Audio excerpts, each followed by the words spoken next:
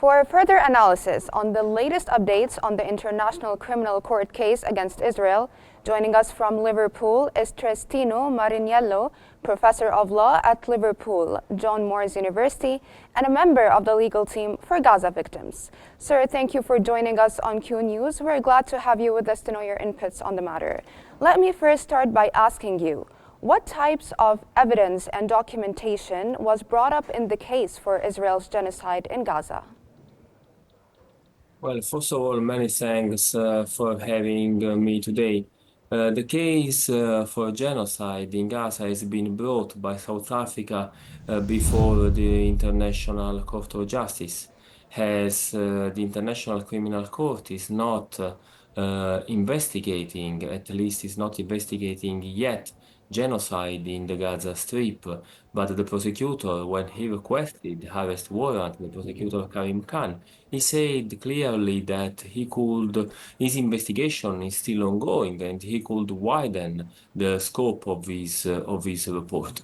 So what do we know from the International Court of Justice proceedings dealing specifically with genocide in Gaza is that when the South African delegation submitted the complaint that evidence concerned all the plausibly genocidal acts committed by the Israeli authorities in the Gaza Strip, including the massive killings of civilians, the imposition of measures put in place by Israel in order to destroy Palestinians as a protected group. For instance, evidence concerning the destruction of the healthcare system almost entirely in the Gaza Strip, or the prevention of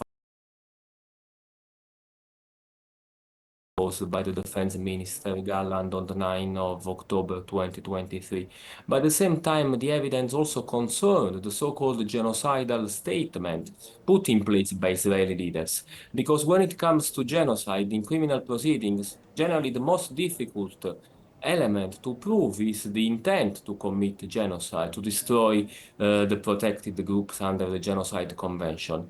And the evidence there directly links to the several statements by Israeli political leaders, like the same Netanyahu, when invited Israeli soldiers to do like in Amalek, so killing everyone, not the statements of the president of Israel saying that there were no civilians in Gaza, or the statement of the defense minister Galland when he said we are fighting human animals and we will act accordingly.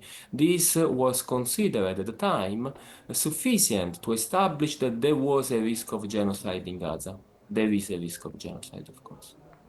Now I would like to integrate the international public opinion into our conversation.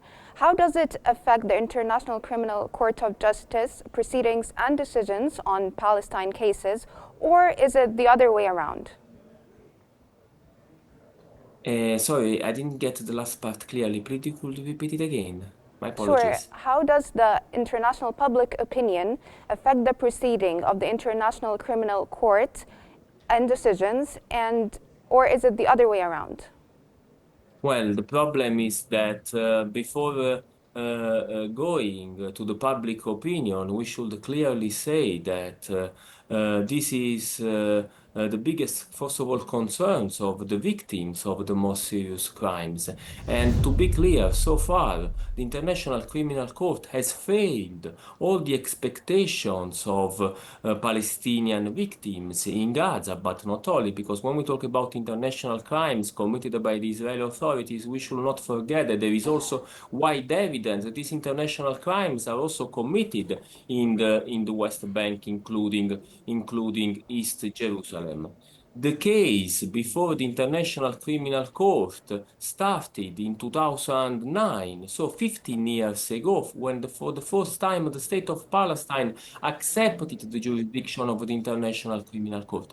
After 15 years, we haven't got yet to the stage of an arrest warrant or summons to appeal. We just had a request, but no arrest warrant has been issued yet. So the perception of the public opinion, but in particular, I would say, of victims, is that we are dealing with an institution that applies a policy of double standards and selective justice, which in other words means is prompt in reacting when it comes to international crimes committed in other contexts, like for instance in Ukraine against Russian nationals, but which is delaying justice when it comes to Palestinian victims of the most serious crimes. And as we always say, justice delayed is justice denied.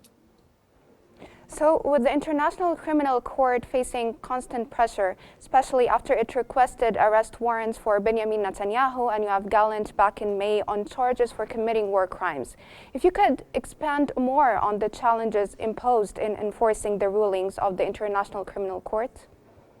Well, the challenges and the pressure are the pressures that are generally exercised by states, so by political bodies, on international organization when it comes to the Israeli-Palestinian settings.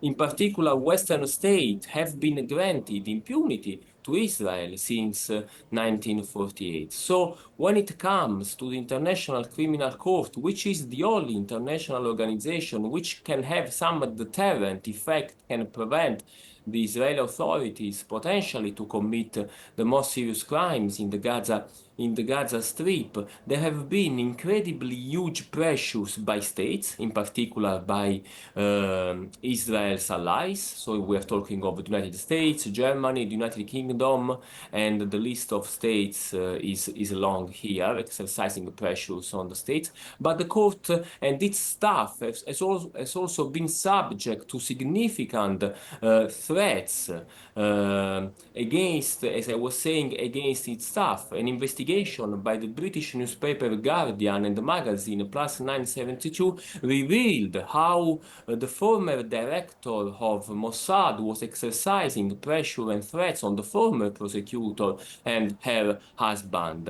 The court has also received a letter by 12 US senators inviting with strong language the prosecutor not to investigate. So the court is under an incredible pressure, but this incredible pressure does not constitute in any case any justification for the court to act in line with its mandate and issue the arrest warrants as soon as possible.